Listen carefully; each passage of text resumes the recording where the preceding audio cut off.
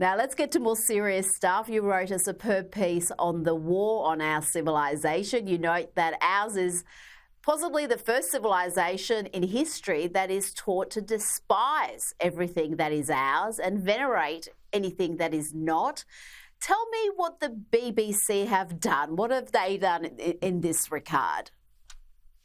Well, Kenneth Clarke, Lord Clarke, did this extraordinary series, many viewers will know, in the 1960s called Civilization. It's a 12-part series, and astonishing. It's called Civilization, A Personal View. And it's an astonishingly erudite and informative and entertaining series in which Clarke gives this amazing panorama of the dawn of Western civilization right up to the present, and then gives his own thoughts about that for the first time in the whole series. It's a magnificent work of television. Most people regard it as being, the gold standard in certainly in educational, informative programming. It's being reissued at the moment, and the BBC's done a couple of things. One is it's given effectively trigger warnings, saying that the series betrays attitudes that are of its time, and which is such a banal thing to say. I mean, everything has the attitudes of its time to some extent. What's the point of saying it? And the other thing it did was to commission Mary Beard, the left-wing academic, to do a sort of framing of it beforehand, in which she, among other things, criticized Kenneth Clarke's work for being too Eurocentric. And as I pointed out in the Telegraph, this is such an uninsightful and such a banal accusation itself. Of course, somebody from Britain or Europe is likely, first of all, to look at the world through the eyes that they have.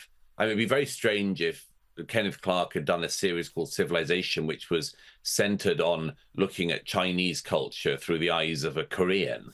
I mean, it's of course there'll be some extent to it. I mean, everybody sort of reflects the culture they're from to some extent. But of course, it's not just that. It's the accusation that anything Eurocentric, Western-centric is somehow especially bigoted, and as if we'd be better off if we all looked at the world through African eyes or something like that. And of course, it's to forget the fact that one of the remarkable things that Kenneth Clarke shows in his series is the way in which Western civilization not just succeeded, but why it succeeded and how it did so, by the skin of our teeth, as he says in one episode. None of it is simply sort of resting on laurels or anything like this. I mean, it just shows such a fantastically inane a desire, as I said in that piece once again, to always celebrate something if it's not ours. But if it's ours, you have to denigrate it. If it's Western civilization, you've got to do it down. Celebrate the great mosques, don't celebrate the great cathedrals, and so on. I do wonder whether other cultures are behaving in this manner. Well, I know the answer. They're not. And it just seems to be suicidally stupid to go down this road. Why would you behave like this? And you also note that the government's own counter-terrorism advisors a few years ago, they had a list of books and television programs that if you owned those, it could be a sign that you were radicalised at some point. And Kenneth Clarke's Civilization was on that list. C.S. Lewis was on that list. And, of course, your books are on that list. And what does that say about the attitudes? And this is a Tory government, and this is their terror experts coming up with this nonsense. I know. I mean, you put your finger on it there, Rita. I mean, 14 years of Conservative government and that sort of thing still happens. Yes, Lord Clarke's Civilization was on the list of suspicious items that somebody might own. I was very proud to be on the list along with Kenneth Clarke, C.S. Lewis, JRR Tolkien. I think it was, as so often, the banned list was the only list you'd want to be on. But I mean, it's serious because it is a reminder of this fact that that some of these sort of so-called radicalization and counterterrorism sort of experts have drawn a line around our civilization, which is far, far too close in to the heart of the civilization. I mean, if you want to designate somebody a potential Islamic extremist, you better have all your ducks in the row. You better have all of your evidence to hand, and so on.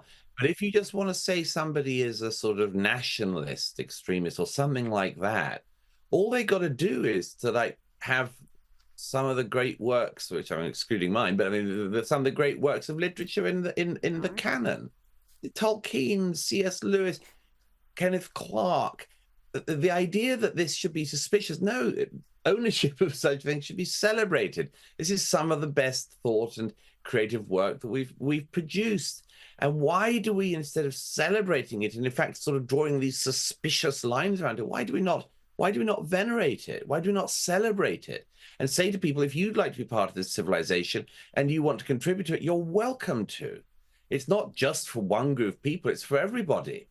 But no, we can't seem to do that. So we have to do the chest beating, we have to do the self-flagellation, and we have to do the destruction in the end of everything that's best.